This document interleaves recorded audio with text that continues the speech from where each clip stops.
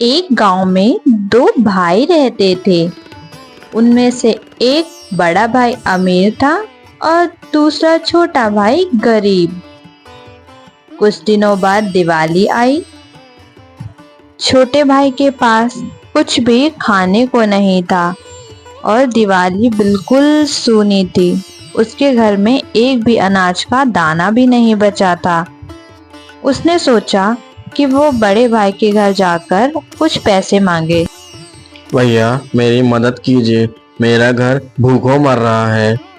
नहीं, जा यहाँ से, तेरे लिए मेरे पास एक भी रुपए नहीं है। बड़े भाई ने अपने छोटे भाई को धुतकार कर वहां से जाने को कहा। वो उसकी कोई मदद नहीं किया। फिर छोटा भाई जंगल में जा रहा था। अचानक उसके सामने एक दादी माँ लकड़ियों का गट्ठर लिए खड़ी थी। उन दादी माँ ने छोटे से पूछा, अरे बेटा, तुम इतने दुखी क्यों हो? आज तो दिवाली है, तुम्हें तो खुशी मनानी चाहिए, मगर तुम इतने दुखी क्यों हो? काहे की दिवाली अम्मा? मेरे बड़े भाई ने भी मेरी मदद नहीं की। मेरा घर भूखों मर रहा, मैं उनकी कोई भी मदद नहीं कर पा रहा अम्मा।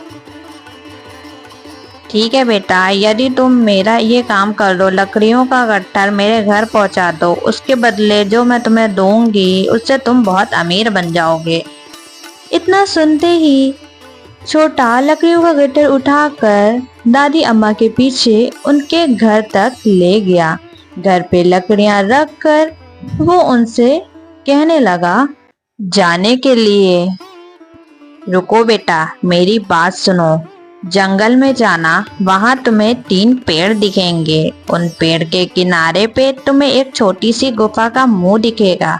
उस गुफा के अंदर चले जाना, घबराना नहीं। वहां पर 3 बौने रहते हैं। उन्हें ये मालपुआ बहुत पसंद है। उन्हें ये मालपुआ देना और उनसे बदले में पत्थर की चक्की मांग लेना। उनसे कोई धन दौलत सोना मत मांगना, खाली तुम अपने लिए पत्थर की चक्की मांग लेना। ऐसा करोगे तो तुम्हें उसके बाद तुम जो मांगोगे वो मिलेगा। दादी माँ की इतनी बात सुन के छोटा मालपुआ लेके जंगल की ओर चला गया। उसे जंगल में 3 पेड़ दिखे। वो 3 पेड़ के बीचों बीच गया और वहां पर वो गुफा में पहुंच गया। गुफा में पहुंचते ही उसे 3 बौने भी दिखाई दिए। उनमें से एक बौना छोटे से बोला, ये मालपुआ मुझे दे दो, इसके बदले जो भी तुम मुझसे मांगोगे मैं तुम्हें दे दूंगा। मुझे एक पत्थर की चक्की दे दो। उस बौने ने छोटे को पत्थर की चक्की दे दी। जब पत्थर की चक्की लेके छोटा जाने लगा तो उसमें से एक बौना बोला, अरे रुको रुको, कहाँ जा रहे हो? इसे मामूली चक्की मत समझना। तुम इससे जो भी मांगोगे वो तुम्हें मिल जाएगा। और हाँ, याद रहे, जब भी तुम्हें इसे बंद करना है तो इस पे एक लाल कलर का कपड़ा रख देना, तब ये बंद हो जाएगी।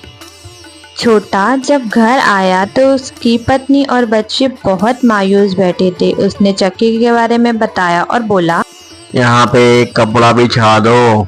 वहां पर कपड़ा बिछा दिया गया और चक्की को उस कपड़े के ऊपर रख दी। छोटे ने चक्की को घुमाई और बोला, चक्की चक्की चावल निकाल। बस फिर क्या था, चक्की चलने लगी और जादुई तरीके से वहां पर चावलों का ढेर लगना शुरू हो गया। चावल निकलने के बाद छोटे ने लाल कपड़े से चक्की को ढक दिया। उसके बाद थोड़ी देर बाद फिर से चक्की को खोला और घुमाया। फिर उसने दाल की बात करी। फिर क्या था, दाल भी निकलनी शुरू हो गई। दोनों ने उस दिन रात को दाल चावल पकाया और तीनों लोग चैन की नींद सोए। वो रात उनके लिए बहुत सुकून वाली रात थी। उन्होंने बहुत दिन बाद खाना खाया था। बाकी का बचा हुआ राशन वो बाजार जाकर बेच आया। फिर अगले दिन से उसने वही क्रम अपनाना शुरू कर दिया। चक्की से अनेक प्रकार की दालें, मसाले, तेल, चावल इत्यादि निकाले और उन्हें इकट्ठा करके बाजार में बेच आया करता था। फिर उसे पैसे मिलते थे और उसके बाद कई दिनों बाद वह अपने भाई से भी ज्यादा अमीर हो गया और वो उस चक्की को चलाकर उसकी सहायता से सारी के सारी सब्जी, दालें, तेल, मसाले सब कुछ निकालकर बेच दिया करता था। ये सब देख के उसके बड़े भाई को शक होने लगा। वो सोचने लगा कि अभी तक तो ये मुझसे मदद मांगने आया था और इतनी जल्दी इसके पास इतना धन कैसे हो गया। अगली रात वो चुपके से उसके घर पहुंचा और उसके सामने चक्की का पूरा राज खुल गया। उसने देखा कि छोटा उस चक्की को चलाकर अनेक प्रकार के दाल, चावल, गेहूं निकालकर मंडी में बेच आया करता था। एक रात उसने अगले दिन जब उसका छोटा भाई बाजार चला गया तब वो उसके घर पहुंचा और चक्की को चुराने के लिए सोचने लगा। चक्की को उठाया और वो अपने घर पर ले गया। घर पर चक्की को रखा और अपनी पत्नी और बच्ची को तैयार किया। वो अपनी पत्नी और बच्ची को समुद्र किनारे ले गया और वहां पर उसने एक नाव खरीदी। बड़ा अपने परिवार को लेकर एक टापू में बसने के लिए सोच लिया था। उसने नाव खरीदी, उस नाव में सभी सवार हो गए और नाव चलने लगी। पत्नी के मन में एक जिज्ञासा आई कि वो इतना बड़ा धन दौलत, पूरी खेती बाड़ी छोड़कर ये कहाँ जा रहा है। उसका पति उसे कुछ भी समझ नहीं आ रहा था। उसके पास इतना पैसा होते हुए वो एक पत्थर की चक्की के पीछे इतना पागल क्यों हो गया है। पत्नी की जिज्ञासा खत्म करने के लिए उसने चक्की चलाई और चक्की से बोला, चक्की चक्की नमक निकाल। फिर क्या था, इतने में ही नमक का ढेर लगना शुरू हो गया और नाव में नमक का ढेर लगना इतना ज्यादा लग गया कि नाव डगमगाने लगी और पूरी की पूरी नाव समुद्र में डूब गई और वो उन तीनों की जल समाधि बन गई।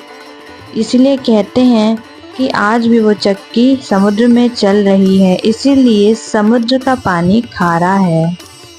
आपको क्या लगता है दोस्तों, ये बात सच है? अगर आपको हमारी वीडियो अच्छी लगी हो तो हमारे चैनल को सब्सक्राइब